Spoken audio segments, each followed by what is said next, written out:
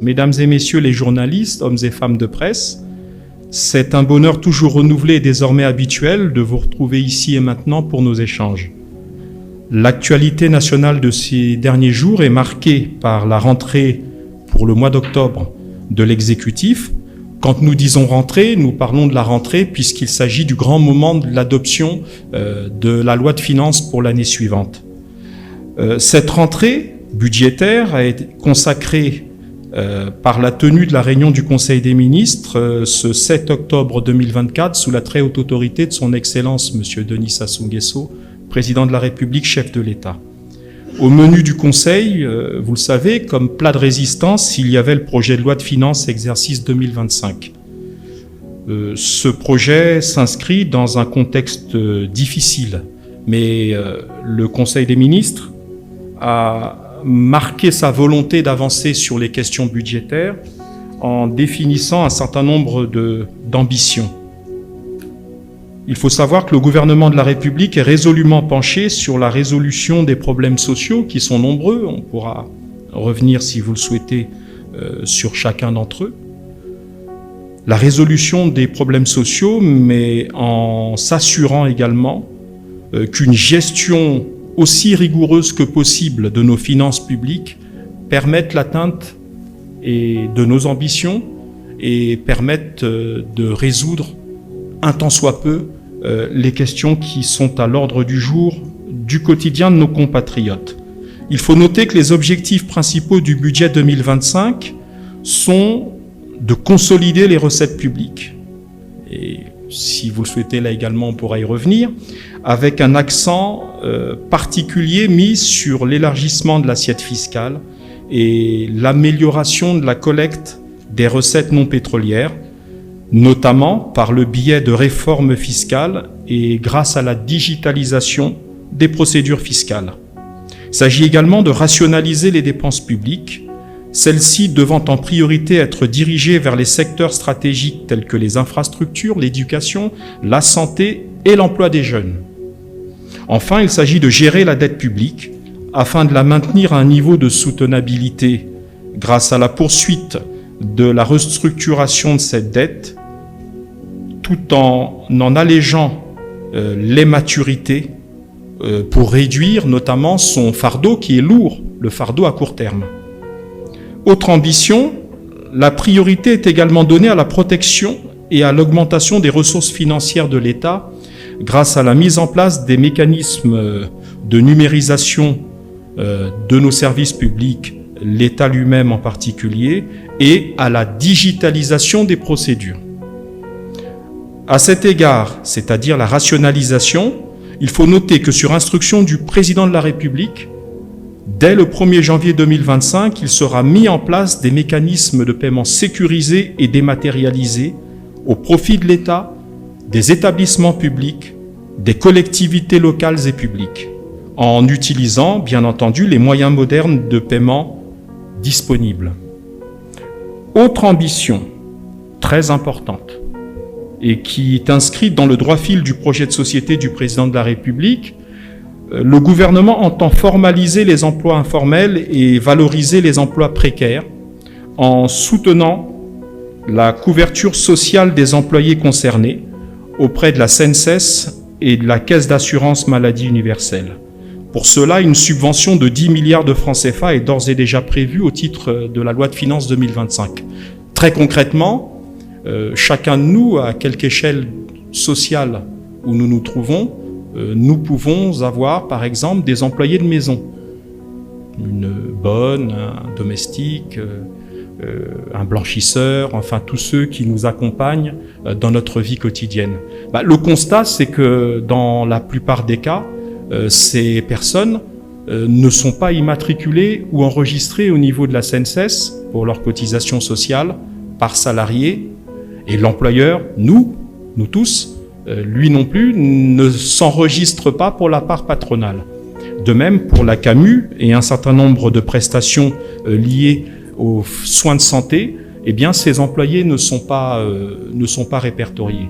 Et la formalisation dont il est question ici, c'est que l'État va endosser, courant de l'année 2025, grâce à cette enveloppe de 10 milliards de francs CFA dont je viens de parler, va endosser pour la part patronale, l'employeur de cet employé précaire, et pour la part salariale, c'est-à-dire l'employé précaire lui-même, va endosser les contributions et cotisations. C'est-à-dire que l'État va permettre la formalisation de ces emplois et à franc constant, si quelqu'un est payé 100 000 francs CFA par mois comme employé de maison, eh bien il ne cotisera pas pour la part de cotisation salariale et le patron sera appelé à cotiser de manière éventuellement symbolique.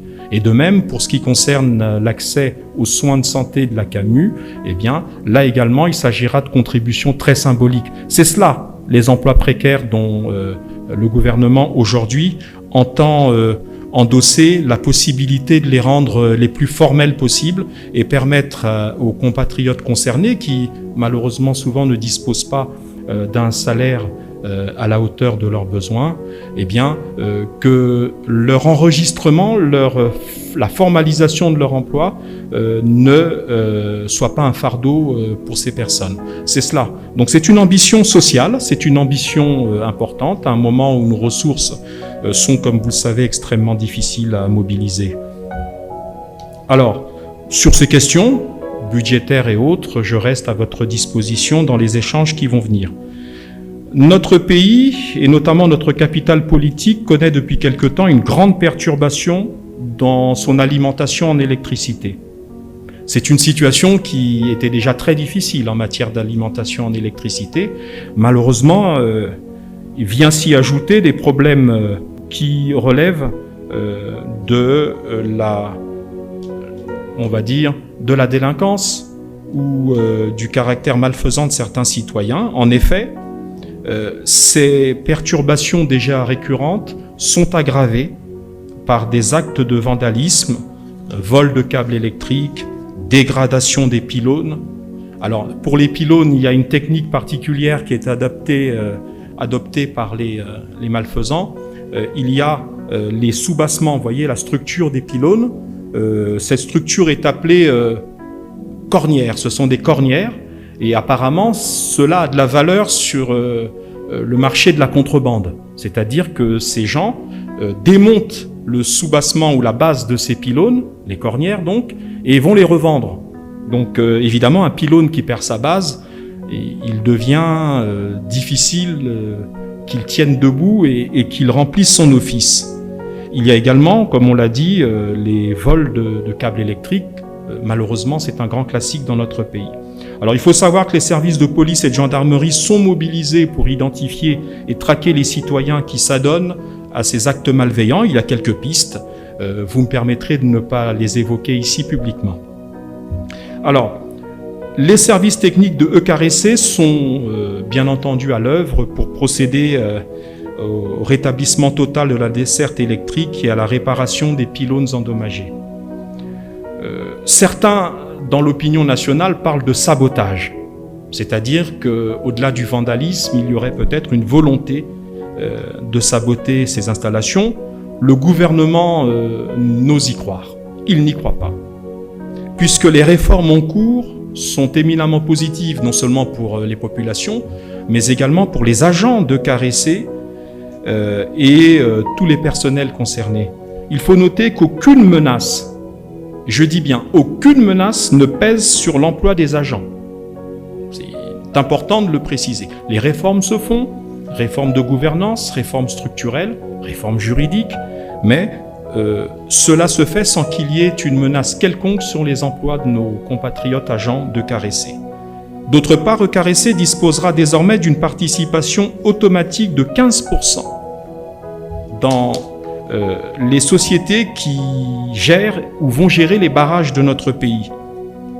D'autre part encore, et c'est à noter, ECAREC disposera d'une participation majoritaire dans la société de transport d'électricité en cours de mise en place, ainsi que d'une participation conséquente dans la future société de patrimoine. Nous voyons là qu'il n'y a, du point de vue du gouvernement, aucune raison pour les populations, les agents concernés, de s'inquiéter pour leur avenir. Les réformes engagées dans le secteur de l'électricité et celui de l'eau se poursuivent et se poursuivront donc dans la sérénité. À cet égard, la Banque africaine de développement et l'Union européenne ont annoncé le principe du financement des lignes électriques Pointe-Noire-Brazzaville, qui est notre gros morceau et celui qui nous pose le plus de problèmes. La BAD, Banque africaine de développement donc, y ajoutant la réfection ou la construction des lignes électriques Sibiti, Lefutu-Zanaga, Djambala et de la ligne Makabana, Mosenjo, Mayoko, Mbinda, frontière du Gabon. Vous voyez qu'il s'agit là de réformes ou en tout cas d'initiatives qui vont permettre de mailler encore plus profondément notre pays en infrastructures électriques. Ces réformes vont également concerner les questions d'assainissement. Je n'ai pas besoin de revenir sur l'importance de l'assainissement, notamment dans les zones urbaines, pour lesquelles l'UNICEF s'engage à aider le gouvernement et l'État en débloquant un financement avant la fin de l'année 2024. Voilà, mesdames et messieurs, les quelques faits d'actualité marquants à nos yeux ces derniers jours. Merci pour votre attention et nous pouvons entrer dans nos échanges. Je vous remercie. Bonjour, Monsieur le Ministre. Je suis Wences, je représente ici Vox Congo. Et j'ai deux questions à vous poser. La première, elle repose sur la situation socio-professionnelle des agents évoluant dans les entreprises publiques. On va également dire dans les entreprises para-étatiques, où quasiment ils traversent beaucoup de mois sans être payés. Le CFCO, la Poste, je vais parler de la mairie, de l'université, autant d'administrations publiques que vous connaissez, pour ne pas parler du gouvernement. Et quel est aujourd'hui le plan d'urgence qui est mis en place par le gouvernement, justement pour répondre aux attentes des agents qui chaque jour font des grognes à Brazzaville. À un certain moment, pour des reporters, ce n'est plus de l'information. Ce n'est plus de l'information. La deuxième question, elle repose sur la bonne volonté du gouvernement. En dehors des mesures que vous annoncez, comme c'est le cas aujourd'hui, 10 milliards de francs CFA, justement pour encadrer les emplois informels, beaucoup de populations attendent de vous des mesures aussi salutaires, on va dire des mesures audacieuses, par exemple la réduction du train de vie de l'État. On en parle, on en parlera toujours, Monsieur le ministre de la Communication. Est-ce que vous n'êtes pas tenté de revoir les salaires, on va dire comme ça, partant du gouvernement et bien d'autres institutions constitutionnelles? Merci beaucoup. On va commencer par votre seconde question.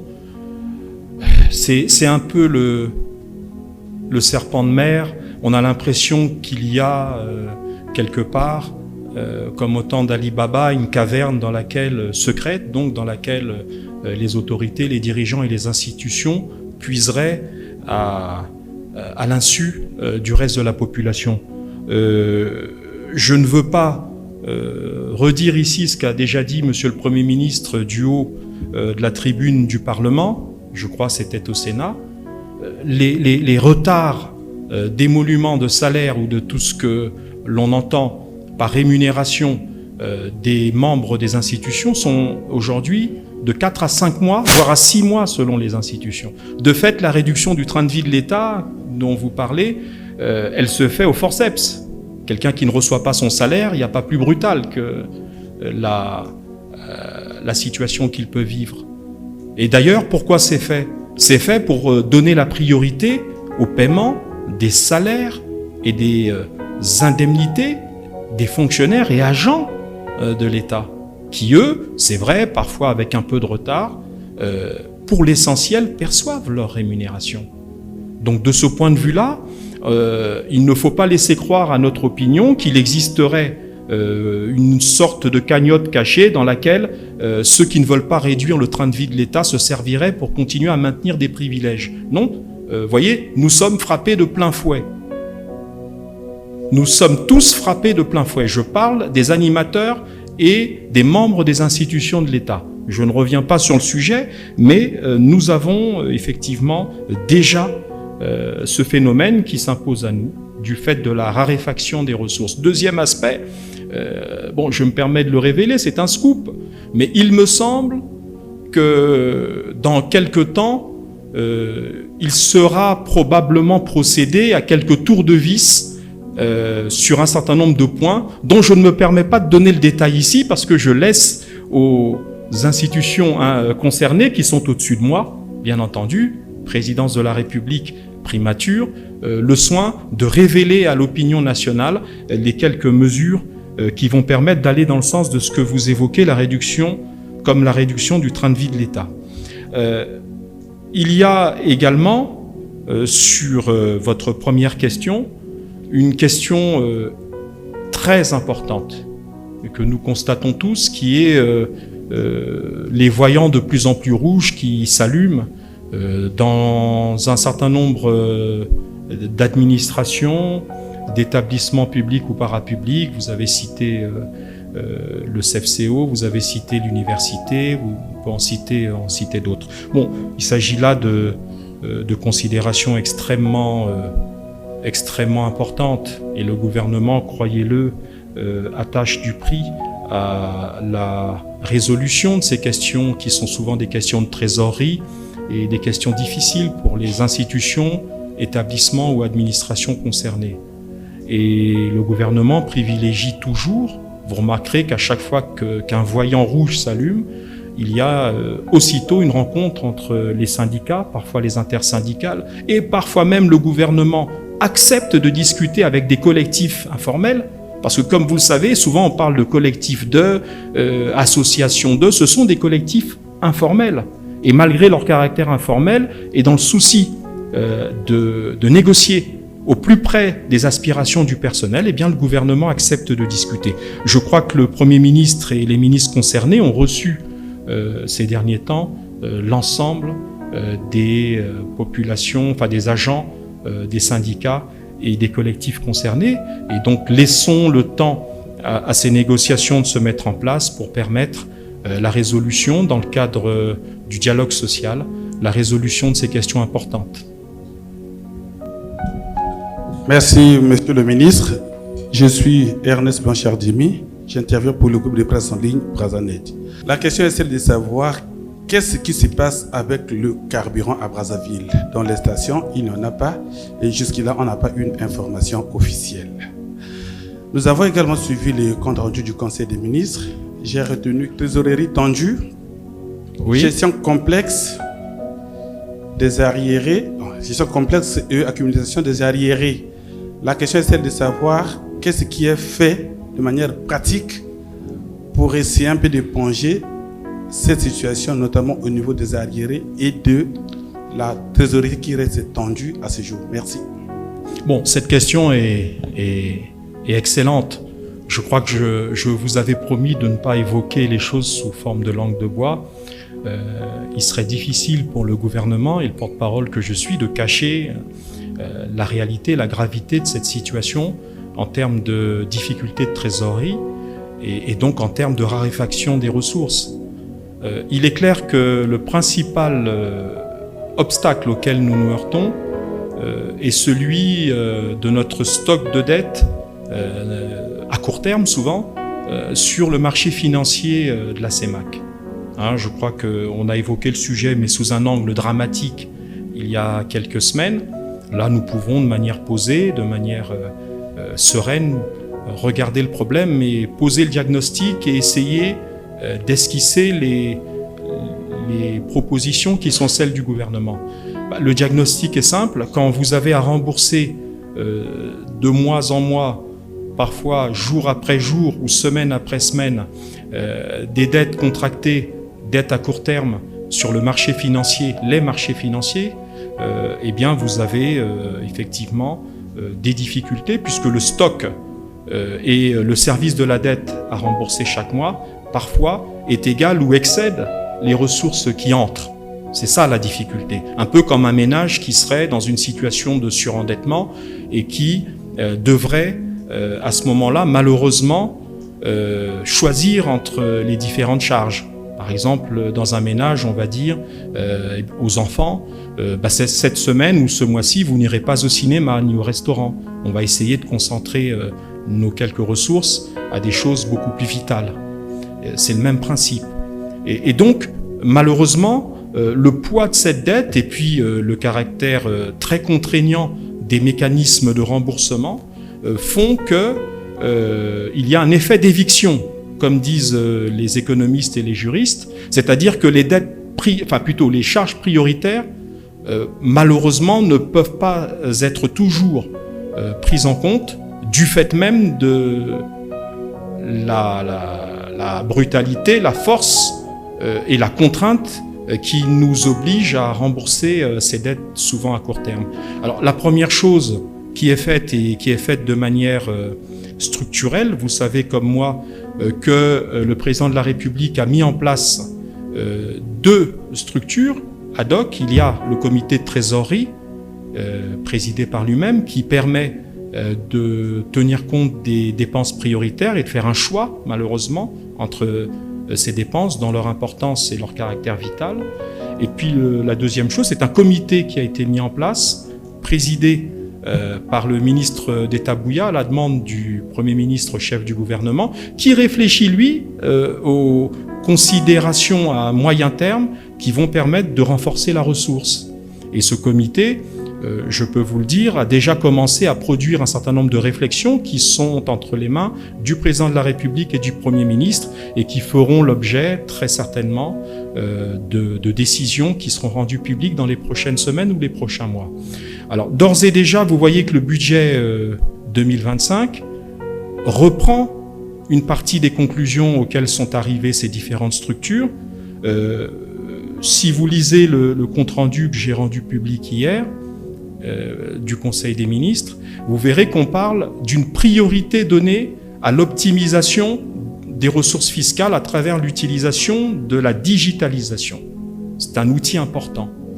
Il y a l'utilisation, et le président de la République a insisté sur ce point, l'utilisation et l'implémentation au cours de l'année 2025. Il a même donné des deadlines, des échéances au gouvernement. Je préfère ne pas les donner ici parce que sinon vous allez me faire la VAR en disant « Monsieur le ministre, vous aviez dit qu'à tel mois, tel dispositif serait mis en place, on ne le voit toujours pas ».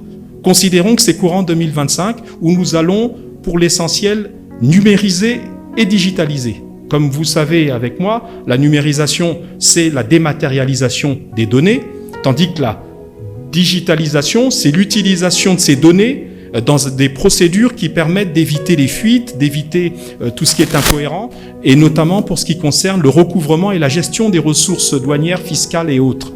Et donc ce mécanisme important va permettre de rendre effective la quantité de ressources qui est collectée jusqu'à la transmission aux administrations chargées de leur gestion de ces ressources et de leur utilisation. Finances, budget, etc.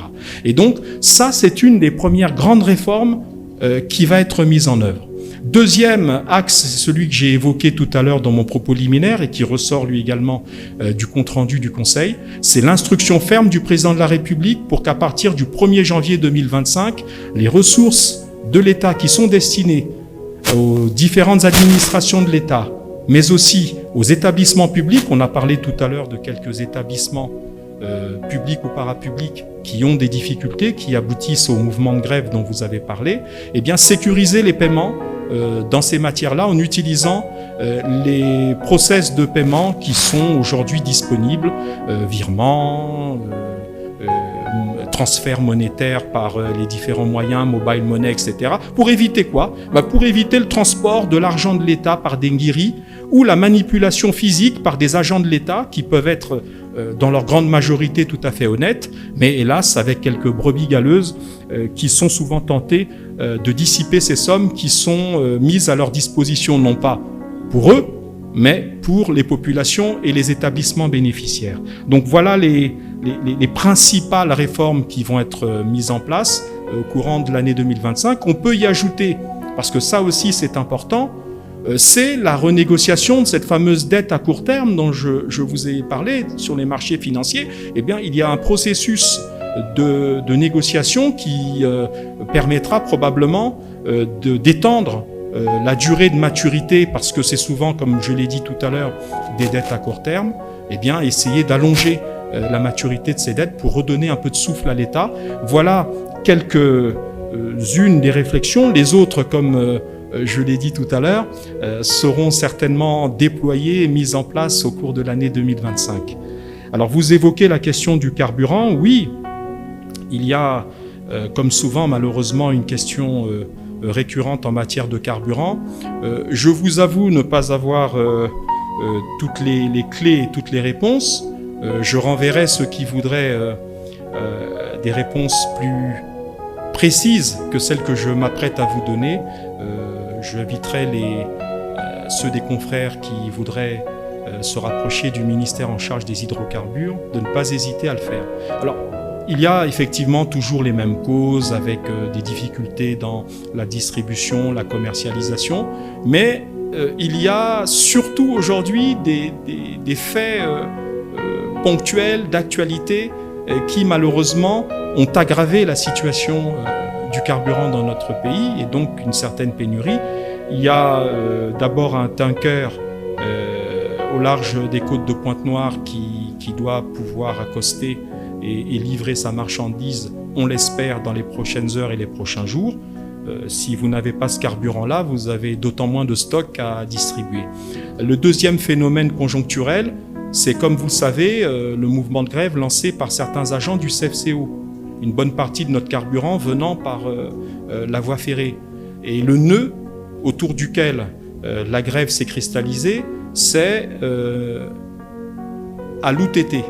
Ce nœud a justifié, parce qu'il y avait un blocage, la rétention sur place, je crois, d'une vingtaine de citernes qui contenaient des carburants gasoil et supercarburants. Ça non plus, ça n'a pas contribué à faciliter l'arrivée du carburant pour alimenter les stations sur la ville de Brazzaville.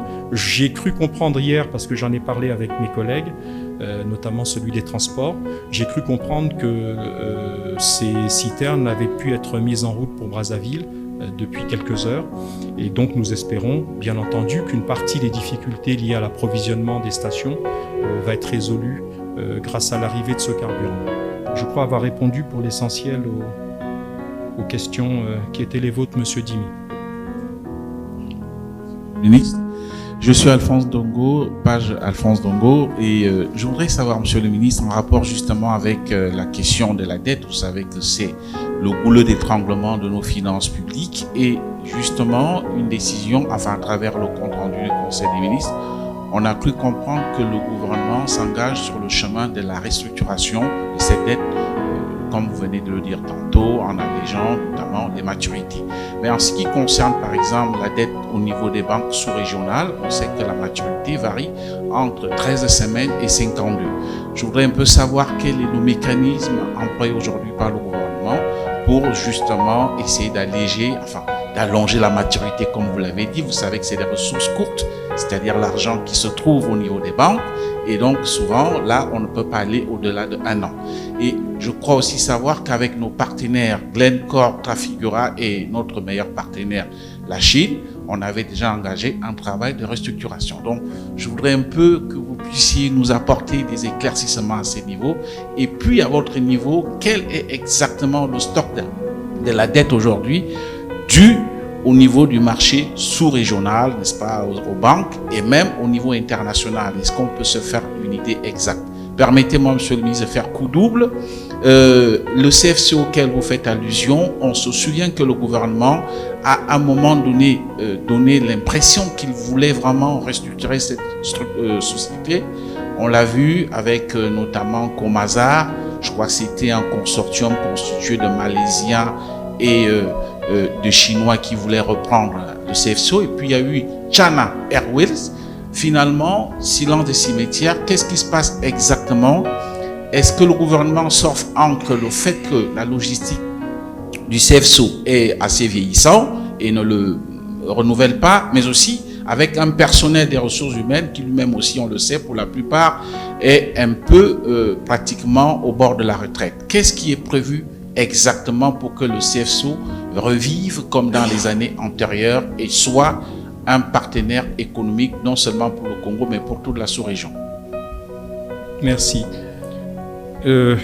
La première question que vous évoquez, Alphonse Ndongo, quelles sont les mesures que le gouvernement entend mettre en place pour restructurer les différentes dettes, à l'instar de ce qui a pu être fait avec d'autres partenaires? Vous avez cité Glencore, Trafigura, la Chine.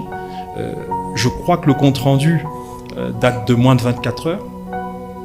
Et cet engagement auquel vous faites allusion, il est rappelé dans le compte-rendu.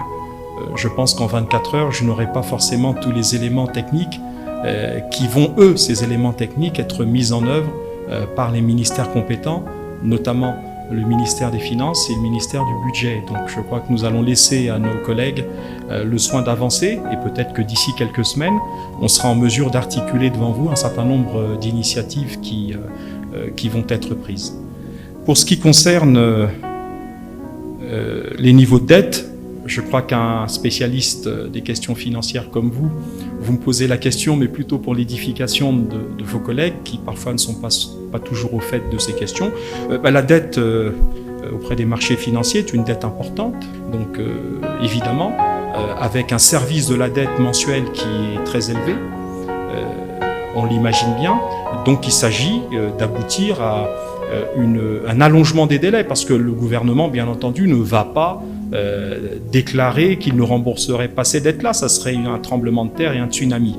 Simplement, nous allons, comme il a été dit dans le compte-rendu du Conseil, tout faire pour la rendre plus soutenable qu'elle ne l'est aujourd'hui, et pour peser le moins possible sur le service de la dette mensuelle, qui aujourd'hui est le principal problème que nous avons, puisque cette dette, elle est incompressible, son remboursement est littéralement obligatoire au jour le jour, et donc, bien entendu, cela a une conséquence sur les charges courantes, dont j'ai expliqué tout à l'heure qu'elles subissaient souvent un effet d'éviction, c'est-à-dire qu'entre le remboursement incompressible de ces charges mensuelles et les charges courantes, malheureusement, souvent, il y a un arbitrage à faire en faveur du remboursement des charges incompressibles.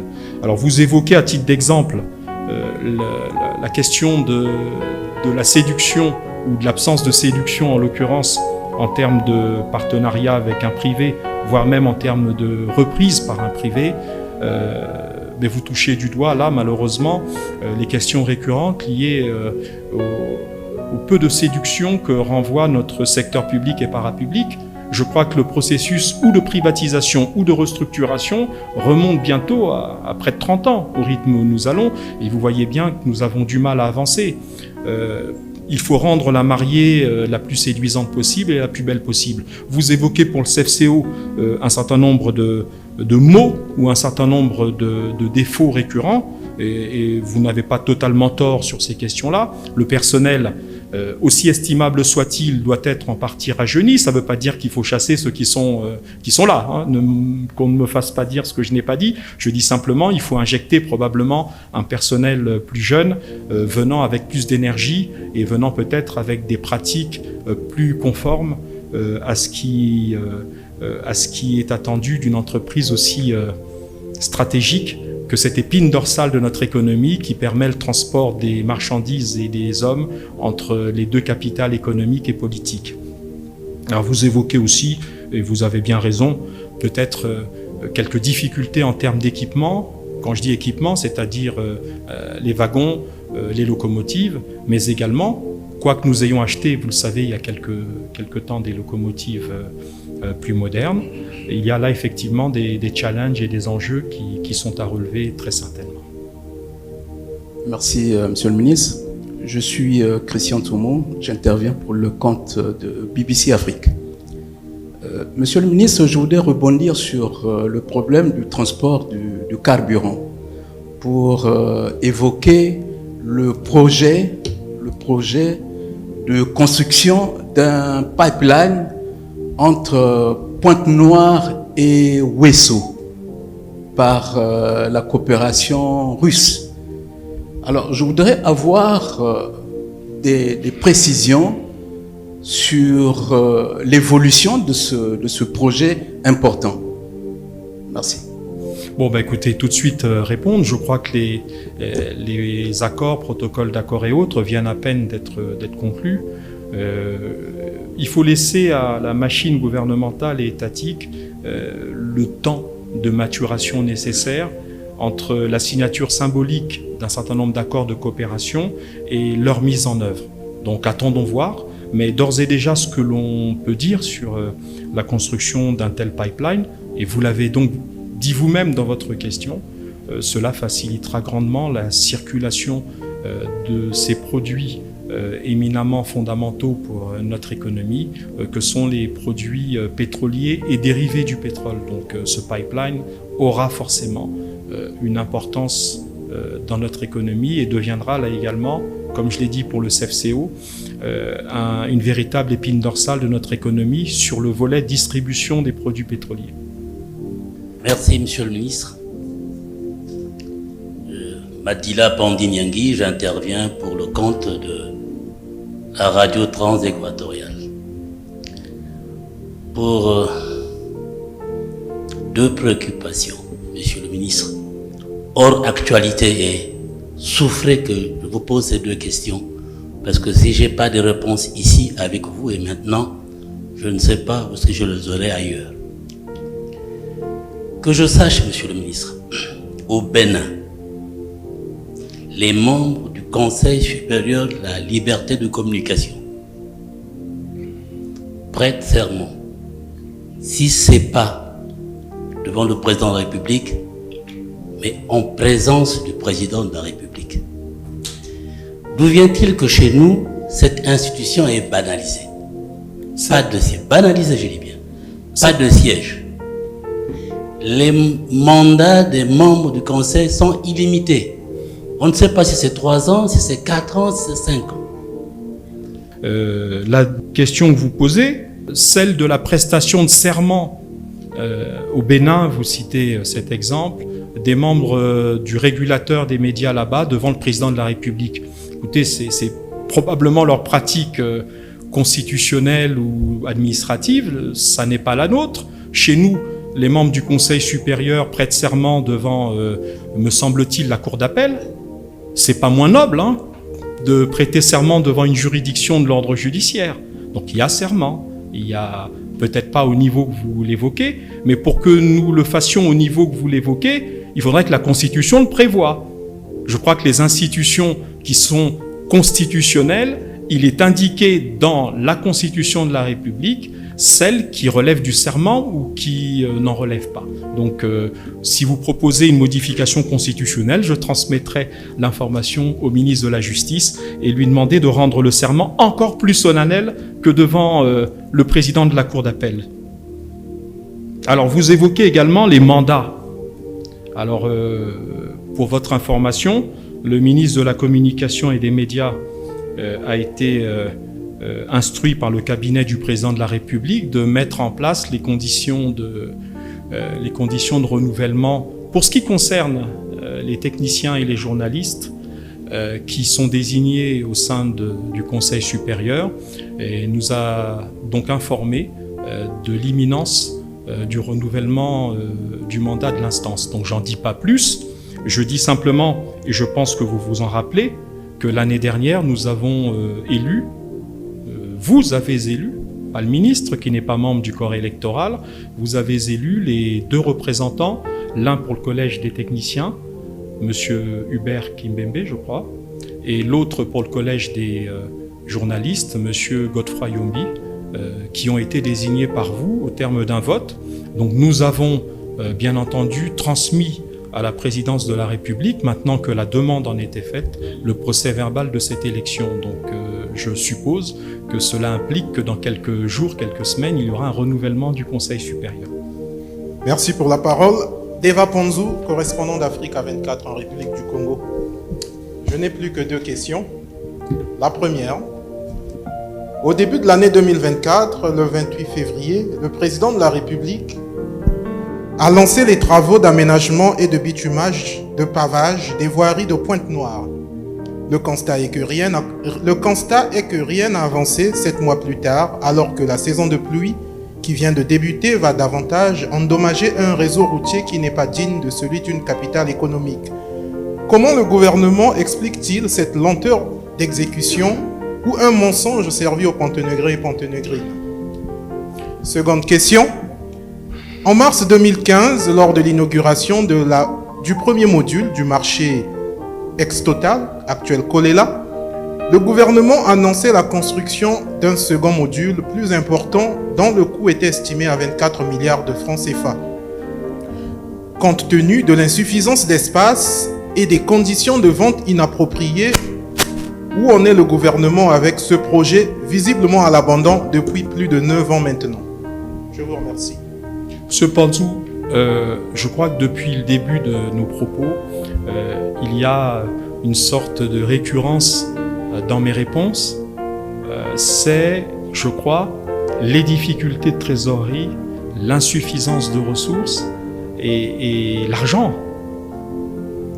c'est-à-dire les moyens pour le gouvernement d'assurer la continuité de l'ambition qui est la sienne, celle du président de la République, sur un certain nombre d'engagements qui ont été pris. Alors la seule réponse que je puisse vous donner, ce n'est pas un mensonge pour ce qui concerne les voiries urbaines de Pointe-Noire. Vous allez même jusqu'à dire un mensonge du gouvernement, de l'exécutif vis-à-vis des populations. C'est un propos que je ne retiendrai pas. Il s'agit tout simplement de difficultés qui malheureusement ralentissent, entravent l'exécution de ces travaux. Il y a quand même eu plusieurs milliards qui ont déjà été débloqués et quelques travaux ont été mis en œuvre, mais évidemment et malheureusement de manière insuffisante. Donc je pense que nous sommes un gouvernement responsable et bien entendu, dès que cela sera possible, nous reprendrons, les autorités compétentes reprendront l'exécution de ces travaux. De même, votre question sur l'absence du second module du marché dont vous avez parlé, elle s'explique là également par des considérations logistiques. Dans l'opinion, on se demande, il s'est passé des sommets au niveau international. On n'a pas vu le président de la République. Était-il attendu ou non? Merci. Bon, je crois que le Congo était représenté. Vous savez comment ça se passe en matière de diplomatie internationale. Ce sont les pays qui sont conviés. Et quand un pays est convié, l'événement serait de dire le Congo ne s'est pas présenté à l'Assemblée générale des Nations Unies ou le Congo ne s'est pas présenté du tout au sommet de la francophonie. Dans les deux cas, le Congo, la République du Congo a été représentée par le ministre Jean-Claude Gakosso, ministre des Affaires étrangères. Donc voilà le seul commentaire que je puisse faire sur le sujet. On a participé. Maintenant, un chef d'État, pour des raisons d'agenda, des raisons diverses, peut assister ou ne pas assister à un sommet. Il n'y a là rien de rédhibitoire ni rien d'anormal. Monsieur le ministre, bonjour, je suis Albert Miazokota, la Semaine africaine. En matière de sport, monsieur le ministre, la règle retenue est que politique et sport ne cheminent peut-être que parallèlement, mais jamais ensemble. Il n'y a pas d'immixtion de l'un dans l'autre. Aujourd'hui, nous voyons tout le micmac qui se crée à la FECOFOOT, avec parfois des scènes de violence, de menaces, etc. Et donc, entrave à la réalisation d'une assemblée générale extraordinaire, etc. Quelle est la politique du gouvernement en la matière? Donc, et puis, nous enfilons tellement de mauvais résultats que je me demande si ça n'est pas cela aussi l'une des causes, l'immixtion de la politique dans le sport congolais. Bon, je crois, me semble-t-il, je suis aussi un amateur de football, et puis il s'avère que je suis juriste de formation. Le principe cardinal et fondamental dans chaque État au monde, c'est la liberté associative. C'est-à-dire qu'il n'appartient à aucune institution de l'État, aussi puissante soit-elle, d'interférer dans le fonctionnement d'une association. Une fédération de football, en l'occurrence la Fédération congolaise de foot, la FECOFOOT, est une association, d'abord et avant tout. Vous ne pouvez pas mon cher doyen Mianzokota, vous ne pouvez pas apporter quelque élément matériel que ce soit de l'immixtion de quelque institution que ce soit dans la gestion, le fonctionnement ou les péripéties que connaît la Fédération congolaise de football. Vous n'avez pas la possibilité de trouver trace d'une interférence, notamment du gouvernement, puisque c'est de lui dont vous parlez, et du ministère des Sports en particulier. Une association, je l'ai dit, c'est une liberté totale, et vous savez qu'en plus de cette liberté constitutionnellement reconnue chez nous, il y a les règles propres à la FIFA, qui elles-mêmes interdisent ces règles-là, une immixtion, une interférence du pouvoir exécutif du ministère des Sports en particulier dans le fonctionnement de la Fédération nationale de football, c'est-à-dire chaque fédération nationale à travers le monde. Il n'y a pas. Premièrement, le gouvernement, qui est le seul juge de l'intérêt général, a au courant, je crois, du mois de mai, suite à la clameur publique, je dis bien la clameur publique, et notamment des audios qui avaient été partagés sur les réseaux sociaux, le gouvernement avait pris la décision, parce qu'il est le seul juge de l'intérêt général. Et s'il est constaté une possibilité, une suspicion d'infraction pénale, eh bien, le gouvernement, de manière diligente, a saisi le procureur de la République d'une plainte contre X pour acte de corruption, passive ou active.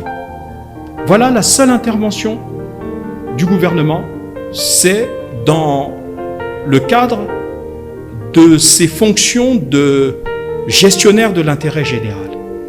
Maintenant, ce qui est arrivé après, tout ce que nous avons constaté, des assemblées générales, mise en place de comités ad hoc, des difficultés pour assurer une passation de service entre les organes estimant avoir été élus et ceux qui estiment qu'ils sont toujours légitimes, je ne vois pas en quoi cela regarde le gouvernement, et le gouvernement souhaite simplement que rapidement, et vous avez évoqué un autre aspect du problème, on a déjà des résultats pas reluisants, le gouvernement souhaite que rapidement la paix et la sérénité reviennent, de manière à ce que les vraies motivations, ou en tout cas les vrais objectifs qui sont ceux de tous les Congolais passionnés de football, c'est-à-dire la remontée de niveau de notre équipe nationale, le fait que les différentes équipes nationales puissent s'aligner de manière digne dans les différentes compétitions, cela puisse être repris en main par la fédération. Le gouvernement n'a aucun choix à faire. Il s'agit pour cette fédération, cette association libre, de trouver en son sein les solutions pour que son fonctionnement reprenne de plus belle. Je suis Monsieur Imbo Alain, j'interviens pour le compte du groupe La Nouvelle République. Monsieur le ministre, de nombreux prestataires qui évoluent au niveau de l'enseignement secondaire et primaire et secondaire, âgés de plus de 45 aujourd'hui, réclament depuis des années leur intégration au sein de la fonction publique. Pourtant, autant que ces prestataires ont servi pour certains depuis plus de 5 ans ou 10 ans au sein de ce corps de métier. Comment le gouvernement entend-il corriger ou bien résoudre ce qui paraît à leurs yeux une injustice? Bon, ce n'est pas qu'à leurs yeux que cela peut être considéré comme une situation difficile et négative. C'est aux yeux de tout le monde. Je crois que l'État lui-même a conscience que s'il a employé des gens, dont certains malheureusement, hélas, depuis lors ont dépassé l'âge limite pour être intégrés à la fonction publique, soit comme agent contractuel ou soit comme fonctionnaire, cela est une situation malheureuse qui nous touche tous sur le plan de nos sentiments humains. Maintenant, je tiens quand même à rappeler que dans le cadre des dispositions et de la politique générale de recrutement, vous savez que l'État a promis d'assurer la régularisation des enseignants communautaires. Donc beaucoup de ceux dont vous parlez sont des enseignants communautaires. Et bien je crois que cette politique est mise en œuvre au cas par cas. On a parlé d'à peu près un peu plus de 3000 et quelques agents. Nous espérons que là, les cas les plus emblématiques, les cas les plus criants, pourront connaître un début de solution. Je suis Tressika Kipebe pour le compte de GoTV. Monsieur le ministre, où en sommes-nous avec la discussion entre la municipalité de Brazzaville, le gouvernement et la société Averda? Parce que sur le terrain, le constat reste désagréable. Une deuxième question, où en sommes-nous également avec l'entreprise Durand pour la réhabilitation du CNR TV? Merci. Bon, la seconde question, rapidement. Toujours le sempiternel problème des ressources. On s'engage, cet opérateur, je crois l'avoir déjà dit, en entreprise citoyenne a commencé ses travaux en les préfinançant. Et là, nous sommes en but à la conclusion en bonne et due forme des dispositifs administratifs liés à la passation des marchés et deuxièmement à la disponibilité et donc en l'occurrence la non-disponibilité de la ressource. Et on espère que dans le cadre de la loi de finances 2025 dont on a parlé tout à l'heure, nous pourrons avoir les crédits nécessaires à la maintenance du CNR TV. Pour Averda, oui, nous constatons qu'il y a toujours quelques difficultés puisque s'amoncellent encore de ci, de là dans notre ville capitale des tas d'ordures. Eh bien, la discussion se poursuit. Il y a de vous à moi un certain nombre de paramètres qui peuvent expliquer le retard à l'allumage de cette négociation et je ferai le point pour notre prochaine quinzaine avec la mairie. Mais vous avez raison, pour une fois, là en l'occurrence, nous pouvons considérer que la solution avance à pas très lent.